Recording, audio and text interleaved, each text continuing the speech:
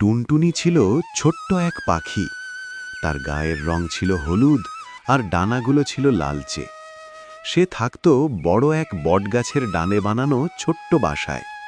প্রতিদিন ভোরবেলা সূর্য ওঠার সঙ্গে সঙ্গে টুনটুনি ঘুম থেকে উঠে গান গাইত। কিন্তু সেদিন সকালে টুনটুনির মন একদম ভালো ছিল না, কারণ তার খুব খিদে পেয়েছিল। গতরাতে ভয়ঙ্কর ঝড় হয়েছিল।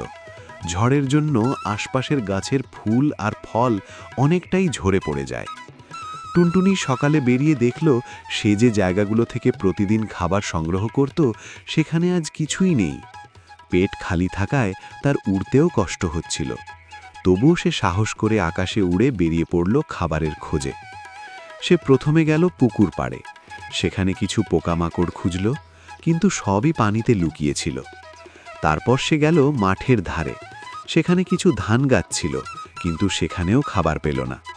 খিদেতে টুনটুনির চোখে জল এসে গেল। সে ভাবল, আমি কি আজ না খেয়েই থাকব? ঠিক তখনই সে দেখতে পেল একটি ছোট্ট বাগান।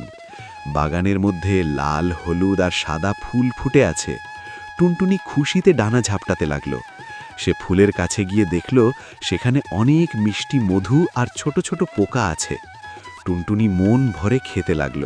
তার খিদে মিটে গেল, শরীরেও আবার শক্তি ফিরে এলো। খাবার খেয়ে টুনটুনি বুঝল, হতাশ হলে চলবে না, চেষ্টা করলে সব সমস্যার সমাধান হয়।